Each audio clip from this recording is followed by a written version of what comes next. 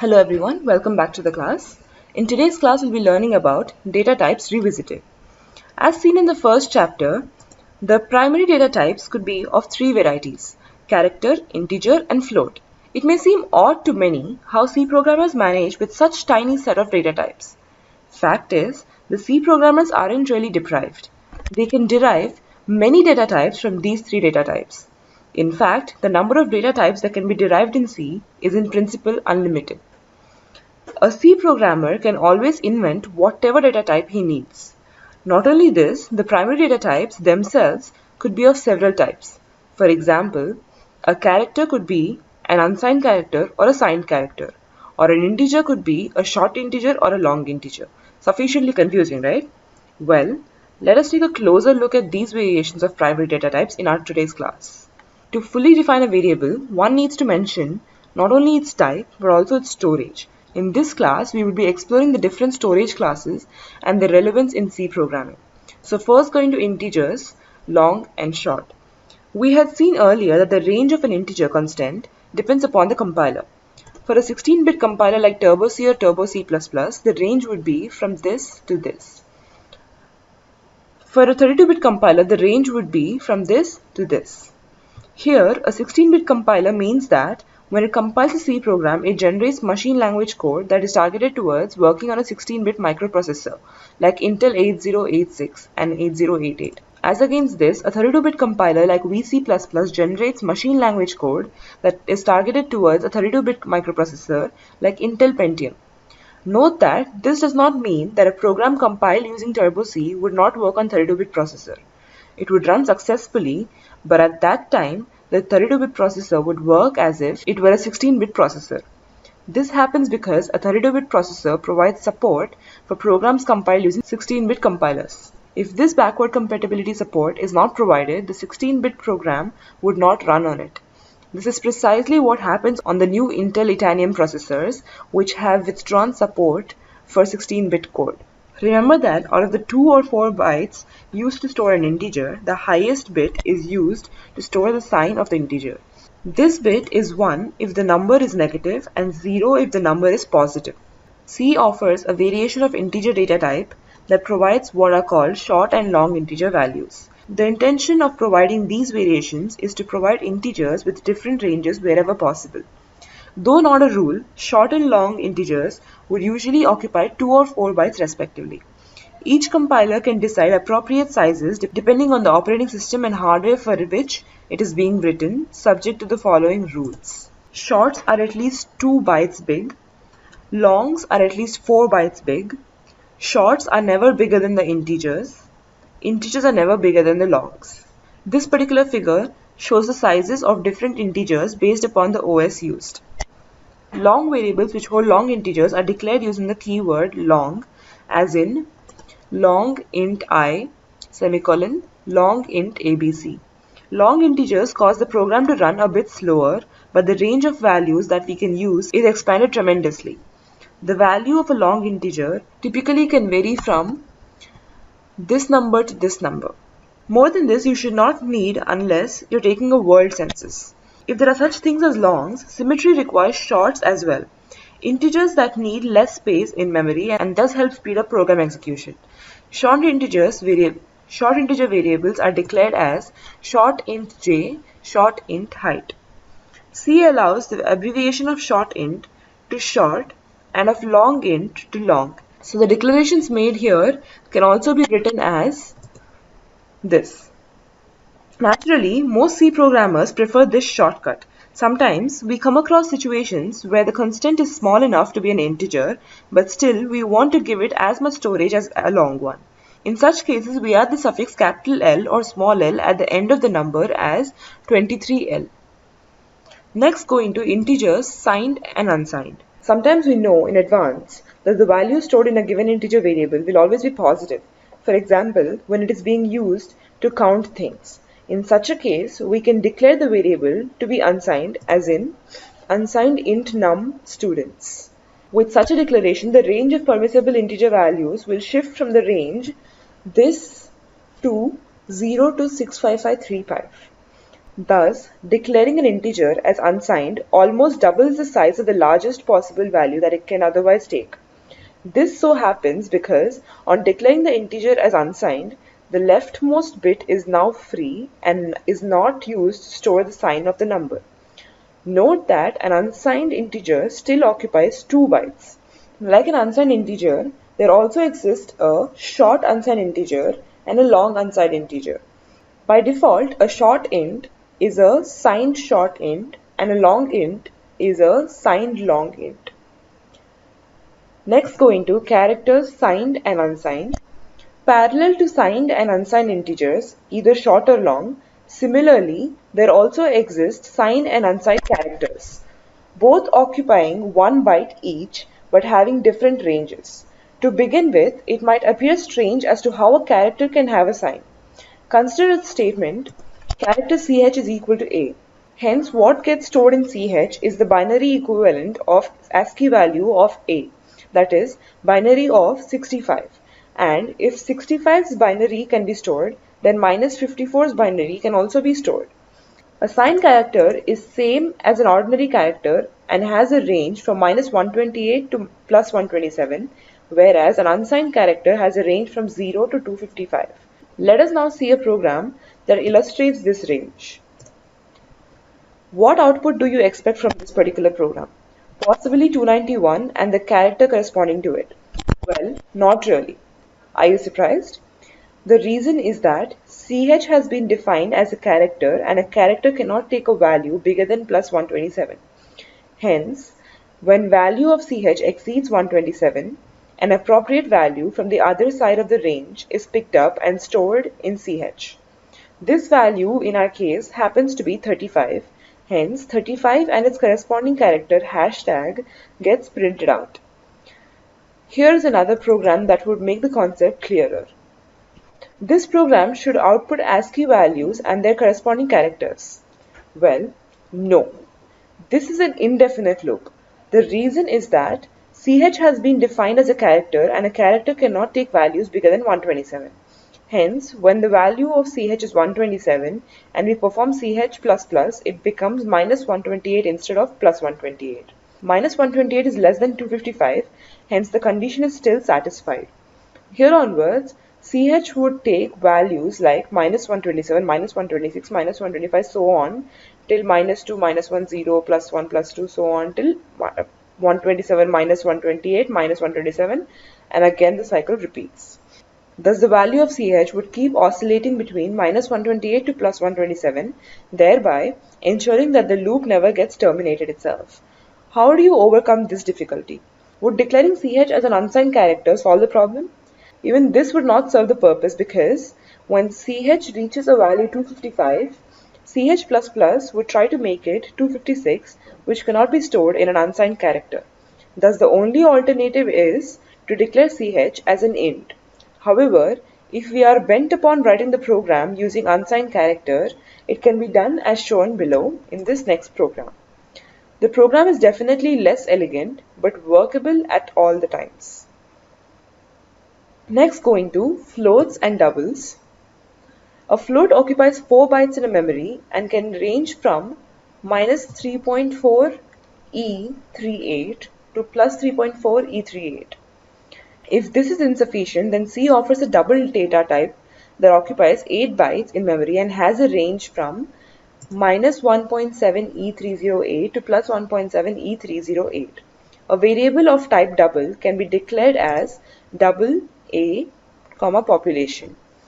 If the situation demands usage of real numbers that lie even beyond the range offered by double data type, then there exists a long double that can range from minus 1.7 E4932 to plus 1.7 E4932.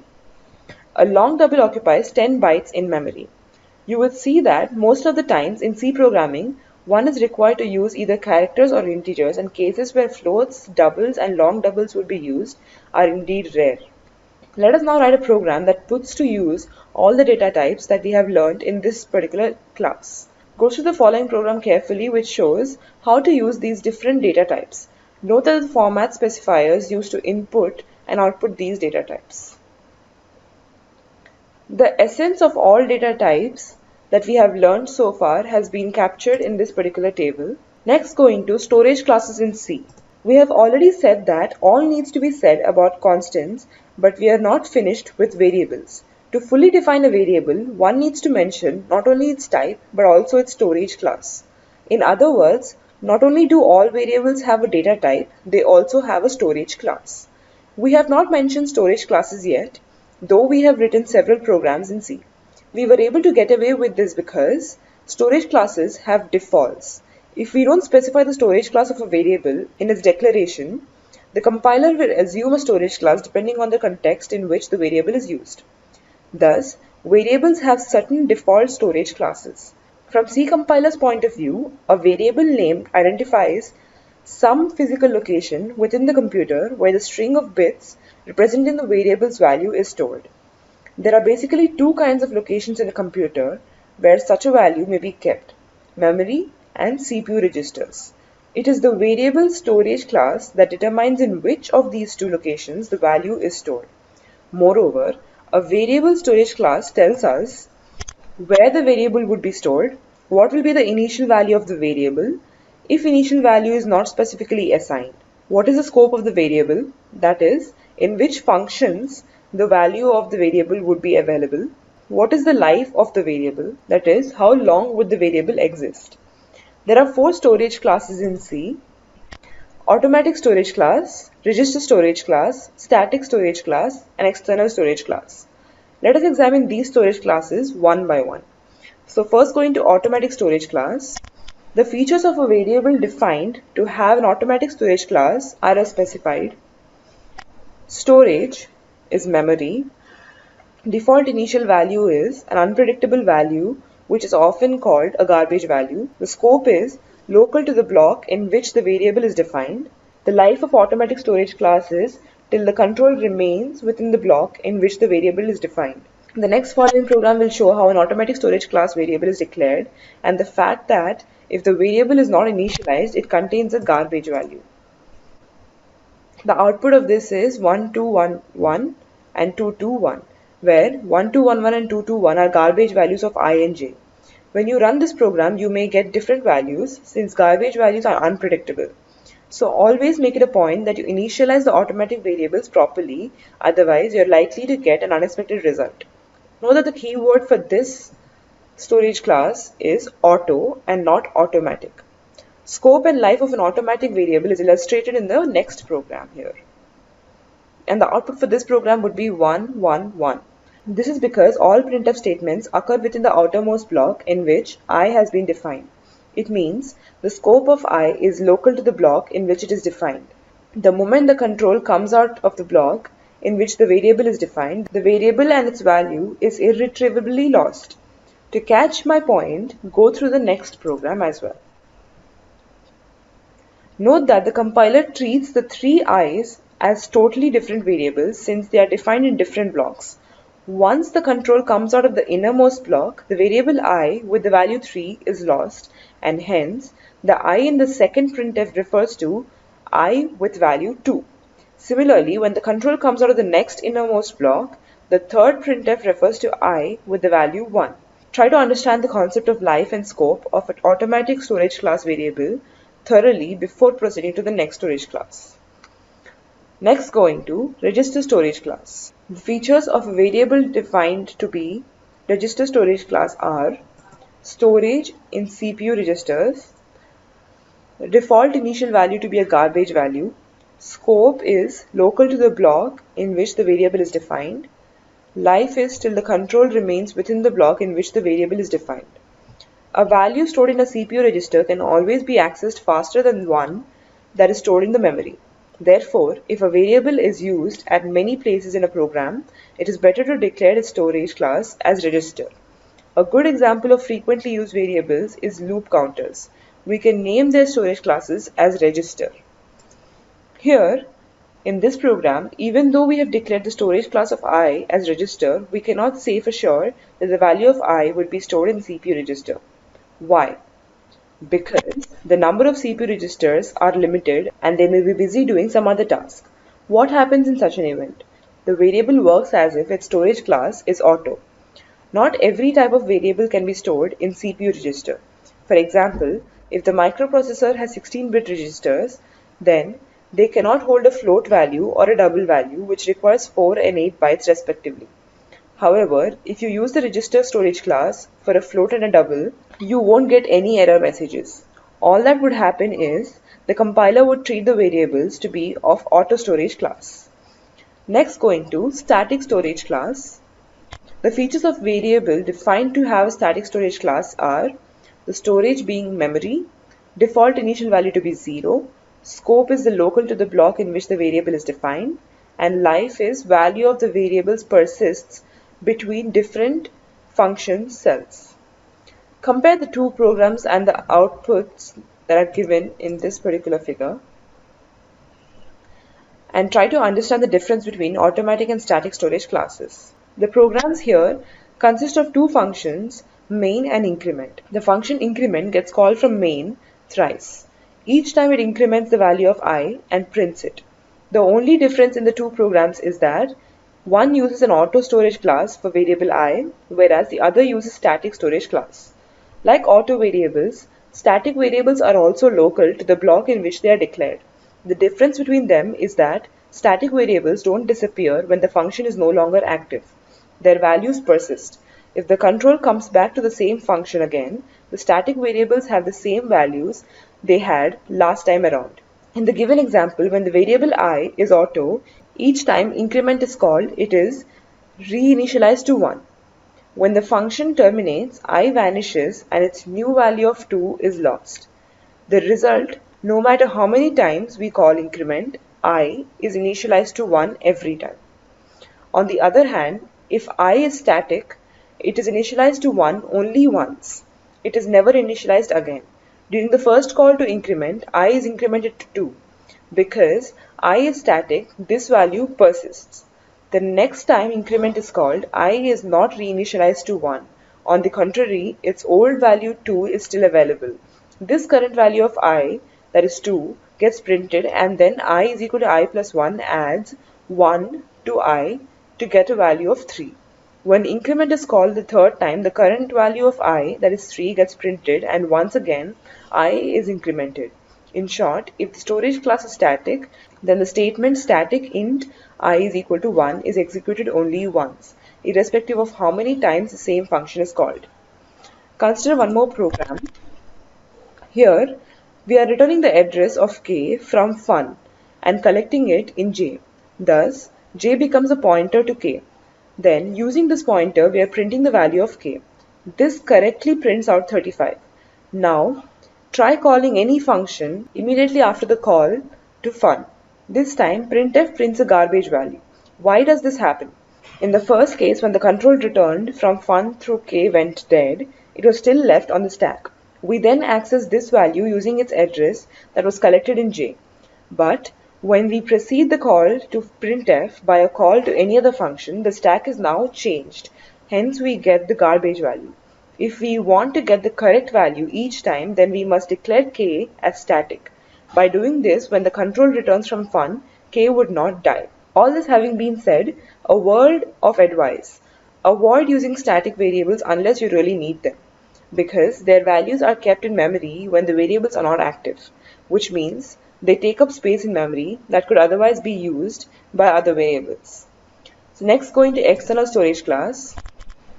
The features are storage is memory, default initial value is 0, scope is global, life is as long as the program's execution doesn't come to an end. External variables differ from those we have already discussed in that their scope is global and not local.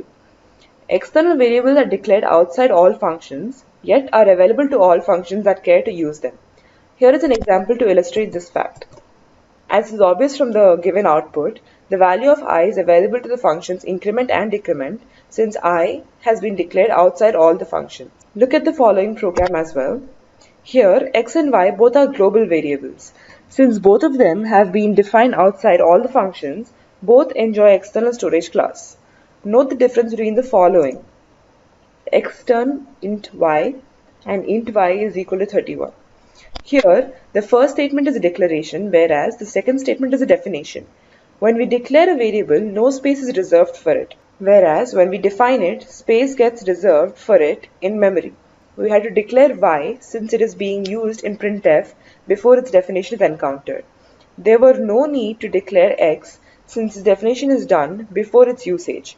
Also remember that a variable can be declared several times but can be defined only once. Next, let's just see which to use when. Dennis Ritchie has made available to the C programmer a number of storage classes with varying features. Believing that the programmer is in a best position to decide which one of these classes should be used when. We can make a few ground rules for usage of different storage classes in different programming situations with a view to economize the memory space consumed by the variables and also to improve the speed of execution of the program.